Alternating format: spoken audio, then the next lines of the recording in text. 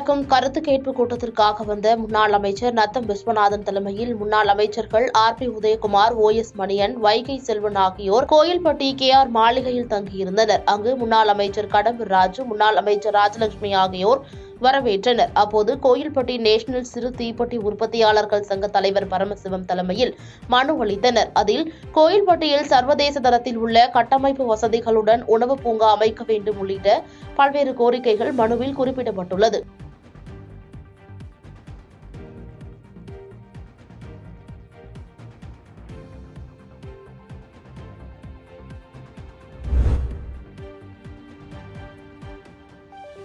தஞ்சையில் காவிரி உரிமை மீட்புக் குழு கலந்தாய்வு கூட்டம் அதன் ஒருங்கிணைப்பாளர் மணியரசன் தலைமையில் நடைபெற்றது. கூட்டத்தில் மேகதாதுவில் அணை கட்ட முயலும் கர்நாடக அரசின் சட்டவிரோத திட்டத்திற்கு தடை கோரி தமிழ்நாடு அரசு போட்ட வழக்கு உச்சநீதிமன்ற விசாரணையில் உள்ளது. தற்போது கர்நாடக அரசின் மேகதாது அணையை அனுமதிக்கும் மத்திய அரசை கண்டித்து போராட்டம் மற்றும் கர்நாடகாவுக்கு ஆதரவாக செயல்படும் காவிரி ஆணைய தலைவர் ஹல்தர் கொடும்பாவி எரிப்பு போராட்டத்தை வரும் 16ஆம் தேதி நடத்தப்போவதாகவும் தெரிவித்தார்.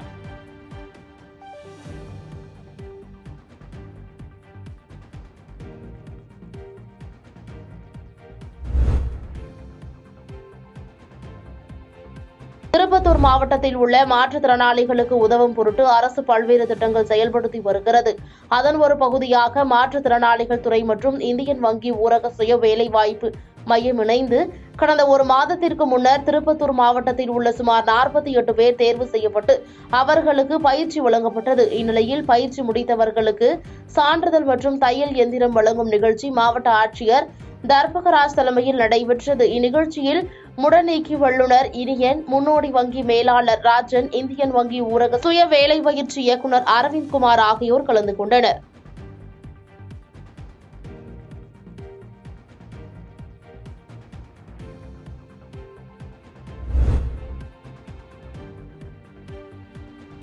திருப்பத்தூர் மாவட்டம் ஆம்பூர் அடுத்த நரியம்பட்டு பகுதியில் எருதுவிடும் விழா நடைபெற்றது. இதில் திருப்பத்தூர், ராணிப்பேட்டை, வேலூர், கிருஷ்ணகிரி மற்றும் ஆந்திர மாநிலம் குப்பம் ஆகிய பகுதிகளிலிருந்து 200க்கும் மேற்பட்ட காளைகள் பங்கேற்றது. இதில் குறைந்த வினாடியில் குறிப்பிட்ட இலக்கை அடைந்த காளைகளுக்கு முதல் பரிசு 1 லட்சமும், 2ஆம் பரிசு 85,000மும், 3ஆம் பரிசாக 75,000 என மொத்தம் 40 பரிசுகள் வழங்கப்பட்டது. விழாவில் ஆம்பூர் சுற்றுவட்டாரத்தை சேர்ந்த 20க்கும் மேற்பட்ட கிராமங்கள் மற்றும் பல்வேறு மாவட்டங்களிலிருந்து 5,000க்கும் மேற்பட்ட பொதுமக்கள், இளைஞர்கள் கண்டு களித்தனர்.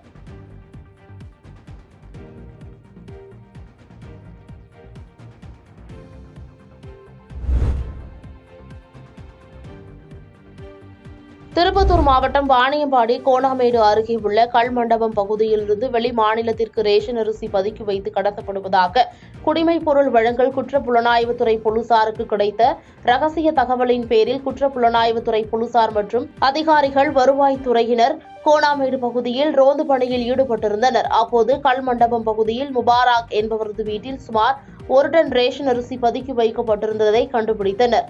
தொடர்ந்து ரேஷன் அரிசி மூட்டைகளை பறிமுதல் செய்த அதிகாரிகள் அரிசியை தமிழ்நாடு நுகர்பொருள் வாணிப கிடங்கில் ஒப்படைத்தனர்.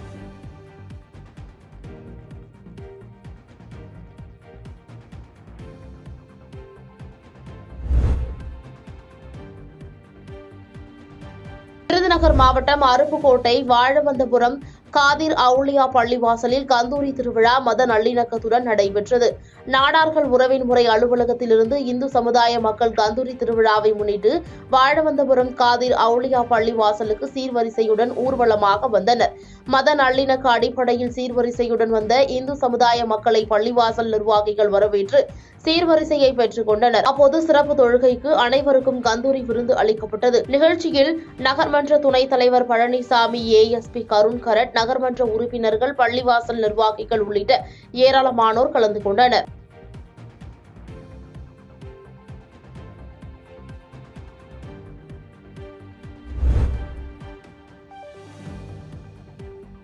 புதுக்கோட்டை மாவட்டம் கரம்பக்குடியில் தெருநாய்களின் எண்ணிக்கை நாளுக்கு நாள் அதிகரித்து வருகின்றன.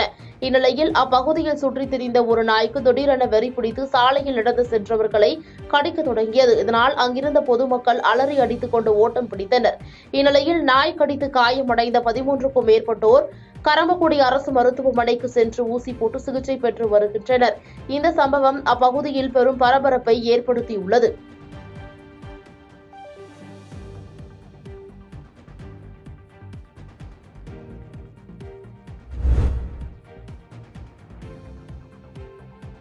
மாநில உரிமைகளுக்கு எதிராக செயல்படும் மத்திய அரசை கண்டித்தும் ஆளுநர் மூலம் மாநில அரசின் அதிகாரங்களில் தலையிடும் பாஜக அரசை ஆளுநரையும் கண்டித்தும் மார்க்சிஸ்ட் கம்யூனிஸ்ட் கட்சியின் சார்பில் அக்கட்சியின் மாநில செயலாளர் பாலகிருஷ்ணன் தலைமையில் கடலூரில் கண்டன ஆர்ப்பாட்டம் நடைபெற்றது. இந்த ஆர்ப்பாட்டத்தில் திமுக, காங்கிரஸ், மதிமுக, விடுதலை சிறுத்தைகள், தமிழக வாழ்வுரிமை கட்சி, இந்திய கம்யூனிஸ்ட் கட்சி உள்ளிட்ட பல்வேறு கட்சிகளைச் சேர்ந்த நிர்வாகிகள், தொண்டர்கள் பலர் கலந்து கொண்டு மத்திய அரசுக்கு எதிராகவும் தமிழக ஆளுநருக்கு எதிராகவும் கோஷங்களை எழுப்பி ஆர்ப்பாட்டத்தில் ஈடுபட்டனர்.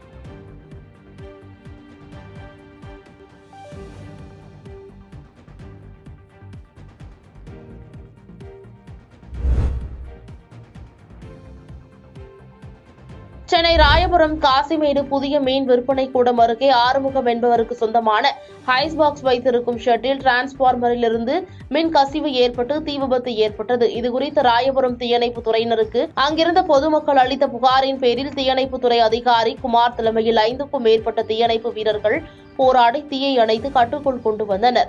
விபத்தில் சுமார் 50,000 மதிப்பிலான பொருட்கள் முற்றிலும் எரிந்து சேதமடைந்தது.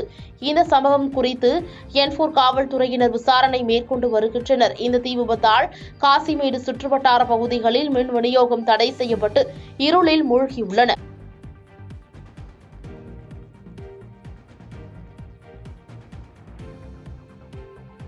பாதகம் செய்பவரை கண்டால் நாம் பயங்கொள்ளலாகாது பாப்பா, மோதி மிதித்து விடு பாப்பா, அவர் முகத்தில் உமிழ்ந்து விடு பாப்பா. அண்மை செய்திகளை உடனுக்குடன் தெரிந்து கொள்ள இணைந்திருங்கள் இயம்நாடு தொலைக்காட்சியுடன்.